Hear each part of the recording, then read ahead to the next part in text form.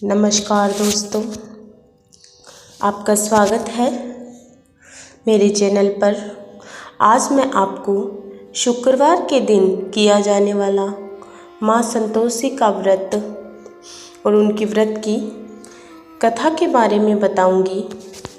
शुक्रवार के दिन माँ संतोषी का व्रत पूजन किया जाता है और माता की कथा सुनी जाती है। संतोषी माता की व्रत कथा। एक बुढ़िया थी, उसके 7 बेटे थे। 6 कमाने वाले थे जबकि एक निकम्मा था। बुढ़िया 6 बेटों की रसोई बनाती, भोजन कराती और उनसे जो कुछ जूठन बचती वह 7वें को दे देती। एक दिन वह पत्नी से बोला, देखो मेरी माँ मुझसे कितना प्रेम करती है। वह बोली, क्यों नहीं, सबका जूठा जो तुम्हें खिलाती है। वह बोला, ऐसा नहीं हो सकता, मैं जब तक आंखों से न देखूं मैं नहीं मानता। बहू हंसकर बोली, देख लोगे तब तो मानोगे। कुछ दिन बाद बड़ा त्यौहार आया। घर में 7 प्रकार के भोजन और चूरमे के लड्डू बने। वह जांचने को सिर दुखने का बहाना कर पतला वस्त्र सिर पर ओढ़कर रसोई घर में ही सो गया। वह कपड़े में से सब कुछ देखता रहा। 6 भाई भोजन करने आए। उसने देखा माँ ने उनके लिए सुंदर सुंदर आसन बिछाए, अनेक प्रकार की रसोई परोसी और आग्रह करके उन्हें खाना खिलाती है। वह देखता रहा। 6 भाई भोजन करके उठे तब माँ ने उनकी जूठी थालियों में से लड्डुओं के टुकड़े उठाकर एक लड्डू बनाया और सारा जूठन साफ कर बुढ़िया माँ ने पुकारा, बेटा 6 भाई भोजन कर गए, अब तू ही बाकी है, उठ, तू कब खाएगा। वह कहने लगा, माँ मुझे भोजन नहीं करना, मैं अब परदेश जा रहा हूँ। माँ ने कहा, कल जाता है तो आज ही चला जा। वह बोला, हाँ हाँ आज ही जा रहा हूँ। यह कहकर वह घर से निकल गया। जब बेटा परदेश को जाने लगा तब रास्ते में उसे अपनी पत्नी की याद आई। वह गौशाला में कंडे थाप रही थी। वहाँ जाकर बोला, हम जावें परदेश, आवेंगे कुछ काल, तुम रहियो संतोष से, धर्म आपनो पाल। वह बोली, जाओ पिया आनंद से, हमारो सोच हटाए, राम भरोसे हम रहे, ईश्वर तुम्हें सहाय। 2 निशानी आपने देख धरूं मैं धीर, सुधी मति हमारी विसारियो, रखियो मन गंभीर। वह बोला, मेरे पास तो कुछ नहीं है, यह अंगूठी है, सो ले लो और अपनी कुछ निशानी मुझे दे दो। वह बोली, मेरे पास क्या है, यह गोबर भरा हाथ है। यह कहकर उसकी पीठ पर गोबर का हाथ की थाप मार दी। वह चल दिया। चलते चलते दूर देश पहुंचा। वहाँ एक साहूकार की दुकान थी। वहाँ जाकर कहने लगा, भाई मुझे नौकरी पर रख लो। साहूकार को जरूरत थी, बोला, रह जा। लड़के ने पूछा, तनख्वाह क्या दोगे। साहूकार ने कहा, काम देखकर दाम मिलेंगे। साहूकार की नौकरी मिली। वह सुबह 7 बजे से रात 10 बजे तक नौकरी करने लगा। कुछ दिनों में दुकान का सारा लेन देन, हिसाब किताब, ग्राहकों को माल बेचना, सारा काम करने लगा। साहूकार के 7-8 नौकर थे। वे सब चक्कर खाने लगे। यह तो बहुत होशियार बन गया। सेठ ने भी काम देखा और 3 महीने में ही उसे आधे मुनाफे का हिस्सेदार बना दिया। वह कुछ वर्ष में ही नामी सेठ बन गया और मालिक सारा कारोबार उस पर छोड़कर चला गया। इधर उसकी पत्नी को सास ससुर दुख देने लगे। सारी गृहस्थी का काम करा के उसे लकड़ी लेने जंगल में भेजते। इस बीच घर के आटे से जो भूसी निकलती उसकी रोटी बनाकर रख दी जाती और फूटी नारियल की नारेली में पानी। एक दिन वह लकड़ी लेने जा रही थी। रास्ते में कुछ स्त्रियां संतोषी माता का व्रत करती दिखाई दी।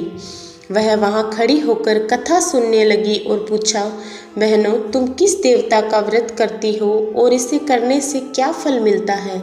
यदि तुम इस व्रत की विधि मुझे भी बताओगी तो मैं तुम्हारा बड़ा एहसान मानूंगी। तब उनमें से एक स्त्री बोली, सुनो, यह संतोषी माँ का व्रत है।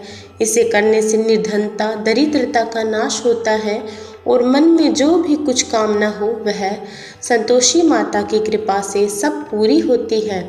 तब उसने व्रत की विधि पूछी।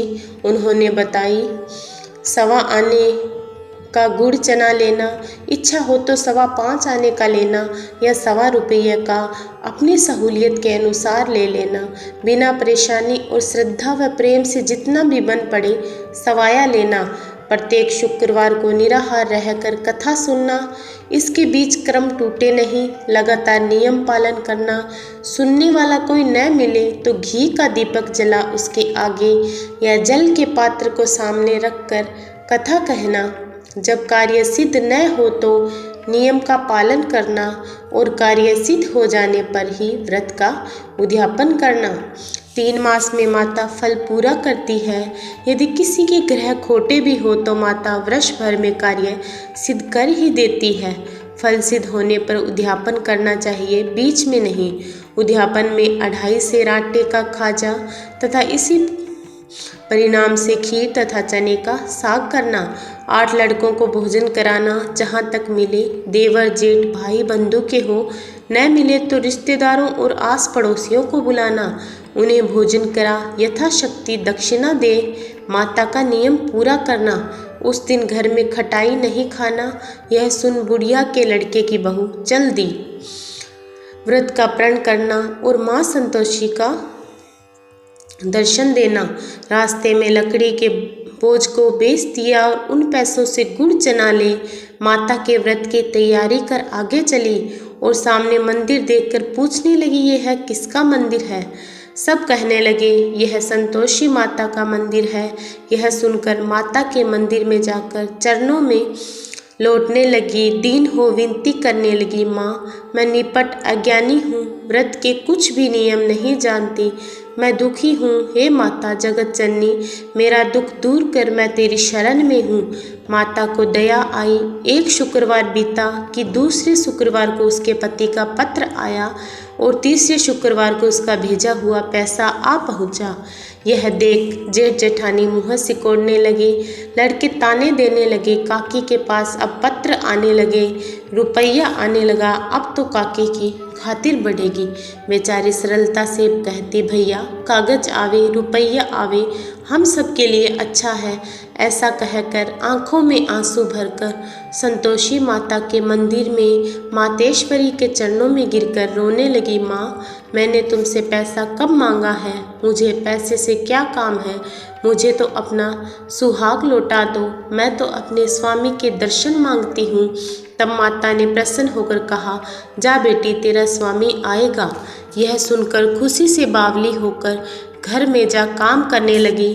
अब संतोषी माँ विचार करने लगी, इस भोली पुत्री से मैंने कह तो दिया कि तेरा पति आएगा, लेकिन कैसे? वह तो इसे स्वप्न में भी याद नहीं करता, मुझे उसे याद दिलाने को जाना पड़ेगा। इस तरह माता जी उस बुढ़िया के बेटे के पास जा स्वप्न में प्रकट हो कहने लगी, साहूकार के बेटे सो रहा है या जागता है? वह कहने लगा, माता सोता भी नहीं जागता भी नहीं, कहो क्या आज्ञा है? माँ कहने लगी, तेरे घर बार कुछ है कि नहीं? वह बोला, मेरे पास सब कुछ है, माँ बाप है, बहू है, क्या कमी है? माँ बोली, भोले पुत्र तेरी बहू घोर कष्ट उठा रही है, तेरे माँ बाप उसे दुख दे रहे हैं, वह तेरे लिए तरस रही है, तू उसकी सुध ले। वह बोला, हाँ माता जी यह तो मालूम है, परंतु जाऊँ कैसे? परदेश की बात है, लेन देन का कोई हिसाब नहीं, कोई जाने का रास्ता नहीं नजर आता, कैसे चला जाऊँ? माँ कहने लगी, मेरी बात मान, सवेरे नहा धोकर संतोषी माता का नाम ले, घी का दीपक जला, दंडवत कर दुकान पर जा बैठ। देखते देखते सारा लेन देन चुक जाएगा, जमा का माल बिक जाएगा, सांझ होते होते धन का भारी ढेर लग जाएगा। अब बूढ़े की बात मानकर वह नहा धोकर संतोषी माता को दंडवत कर घी का दीपक जला दुकान पर जा बैठा। थोड़ी देर में देने वाले रुपया लाने लगे, लेने वाले हिसाब लेने लगे। कोठे में भरे सामान के खरीदार नगद दाम देकर सौदा करने लगे। शाम तक धन का भारी ढेर लग गया। मन में माता का नाम ले चमत्कार देख प्रसन्न हो घर ले जाने के वास्ते गहना कपड़ा सामान खरीदने लगा। यहाँ काम से निपट तुरंत घर को रवाना हुआ। उधर उसकी पत्नी जंगल में लकड़ी लेने जाती है। लौटते वक्त माताजी के मंदिर में विश्राम करती। वह तो उसके प्रतिदिन रुकने का जो स्थान ठहरा। धूल उड़ती देख वह माता से पूछती है, हे माता, यह धूल कैसी उड़ रही है? माता कहती है, हे पुत्री, तेरा पति आ रहा है। अब तू ऐसा कर, लकड़ियों के 3 बोझ बना ले। एक नदी किनारे रख और दूसरा मेरे मंदिर पर व तीसरा अपने सिर पर। तेरे पति को लकड़ियों का गट्ठर देख मोह पैदा होगा। वह यहाँ रुकेगा, नाश्ता पानी खाकर माँ से मिलने जाएगा। अब तू लकड़ियों का बोझ उठाकर जाना और चौक में गट्ठर डालकर जोर से आवाज़ लगाना, लो सासू जी, लकड़ियों का गट्ठर लो, भूसी की रोटी दो, नारियल के खोपड़े में पानी दो, आज कौन मेहमान आया है। माता जी से बहुत अच्छा कहकर वह प्रसन्न मन से लकड़ियों के 3 गट्ठर बना लाई। एक नदी किनारे पर और एक माता जी के मंदिर पर रखा। इतने में मुसाफिर आ पहुंचा। सूखी लकड़ी देख उसकी इच्छा उत्पन्न हुई कि हम यहीं पर विश्राम करें और भोजन बनाकर खा पीकर गांव जाएं। इसी तरह रुक कर भोजन बना, विश्राम करके गांव को गया। सबसे प्रेम से मिला। उसी समय सिर पर लकड़ी का गट्ठर लिए वह उतावली सी आती है। लकड़ियों का भारी बोझ आंगन में डालकर जोर से 3 आवाज़ देती है, लो सासू जी, लकड़ियों का गट्ठर लो, भूसी की रोटी दो, आज कौन मेहमान आया है। यह सुनकर उसकी सास बाहर आकर अपने दिए हुए कष्टों को भुलाते हुए कहती है, बहू ऐसा क्यों कहती है, तेरा मालिक ही तो आया है। आ बैठ, मीठा भात खा, भोजन कर, कपड़े गहने पहन। उसकी आवाज़ सुन उसका पति बाहर आता है। अंगूठी देख व्याकुल हो जाता है। माँ से पूछता है, माँ यह कौन है? माँ बोली, बेटा यह तेरी बहू है। जब से तू गया है तब से सारे गांव में भटकती फिरती है। घर का काम काज कुछ करती नहीं, 4 पहर आकर खा जाती है। वह बोला, ठीक है माँ, मैंने इसे भी देखा है और तुम्हें भी। अब दूसरे घर की ताली दो, उसमें रहूँगा। माँ बोली, ठीक है, जैसी तेरी मर्जी। तब वह दूसरे मकान की 3री मंजिल का कमरा खोल सारा सामान जचाया। एक दिन में राजा के महल जैसा ठाट बाट बन गया। अब क्या था, बहू सुख भोगने लगी। इतने में शुक्रवार आया। उसने पति से कहा, मुझे संतोषी माता के व्रत का उद्यापन करना है। पति बोला, खुशी से कर लो। वह उद्यापन की तैयारी करने लगी। जेठानी के लड़कों को भोजन के लिए कहने गई। उन्होंने मंजूर किया, परंतु जेठानी पीछे से अपने बच्चों को सिखाया, देखो भोजन के समय खटाई मांगना, जिससे उसका उद्यापन पूरा ना हो। लड़के जीमने आए, खीर खाना भर पेट खाया, परंतु बाद में खाते ही कहने लगे, हमें खटाई दो, खीर खाना हमें नहीं भाता। देखकर अरुचि होती है। वह कहने लगी, खटाई किसी को नहीं मिलेगी, यह संतोषी माता का प्रसाद है। लड़के उठ खड़े हुए, बोले, पैसा लाओ। बोली बहू कुछ नहीं जानती थी, उन्हें पैसे दे दिए। लड़के उसी समय हट करके इमली खटाई खाने लगे। यह देखकर बहू पर माताजी ने कोप किया। राजा के दूत उसके पति को पकड़कर ले गए। जेठ जेठानी मन माने वचन कहने लगे, लूट लूट कर धन इकट्ठा कर लाया है, अब सब मालूम पड़ जाएगा जब जेल की मार खाएगा। बहू से यह वचन सहन नहीं हुए। रोती हुई माताजी के मंदिर गई और कहने लगी, हे माता, तुमने क्या किया, हंसा कर अब क्यों रुला दिया। माता बोली, बेटी तूने उद्यापन करके मेरा व्रत भंग किया है। वह कहने लगी, माता मैंने कुछ अपराध किया है तो बताओ। मैंने तो भूल से लड़कों को पैसे दे दिए थे, मुझे क्षमा करो, मैं फिर से तुम्हारा उद्यापन करूँगी। माँ बोली, अब भूल मत करना। वह कहती है, अब भूल नहीं होगी। अब बतलाओ वह कैसे आएंगे। माँ बोली, जा पुत्री, तेरा पति तुझे रास्ते में आता मिलेगा। वह निकली, राह में पति आता मिला। वह पूछी, कहाँ गए थे। वह कहने लगा, इतना धन जो कमाया है उसका टैक्स राजा ने मांगा था, वह भरने गया था। वह प्रसन्न हो बोली, भला हुआ, अब घर को चलो। कुछ दिन बाद फिर शुक्रवार आया। वह बोली, मुझे फिर माता को अध्यापन करना है। पति ने कहा, करो। बहू फिर जेठ के लड़कों को भोजन को कहने गई। जेठानी ने एक दो बातें सुनाई और सब लड़कों को सिखाने लगी, तुम सब लोग पहले खटाई मांगना।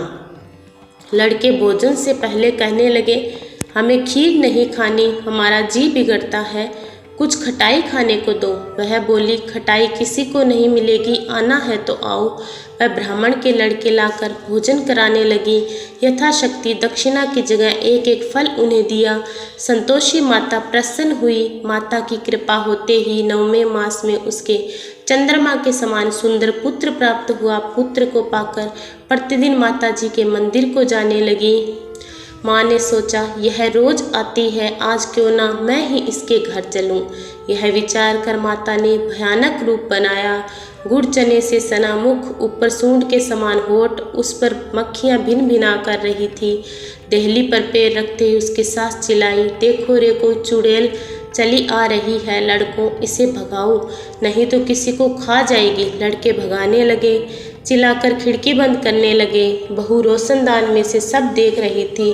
प्रसन्नता से पगली बंद चिल्लाने लगी, आज मेरी माताजी आई है, वह बच्चे को दूध पीने से हटाती है। इतने में सास का क्रोध फूट पड़ा। वह बोली, क्या उतावली हुई है, बच्चे को पटक दिया। इतने में माँ के प्रताप से लड़के ही लड़के नजर आने लगी। वह बोली, माँ, मैं जिनका व्रत करती हूँ यह वही संतोषी माता है। सब ने माता जी के चरण पकड़ लिए और विनती कर कहने लगे, हे माता, हम मूर्ख हैं, अज्ञानी हैं, तुम्हारे व्रत की विधि हम नहीं जानते, व्रत भंग कर हमने बड़ा अपराध किया है। जग माता, आप हमारा अपराध क्षमा करो। इस प्रकार माता प्रसन्न हुई। बहू को प्रसन्न हो जैसा फल दिया वैसा माता सबको दे। जो पढ़े उसका मनोरथ पूर्ण हो। बोलो संतोषी माता की जय।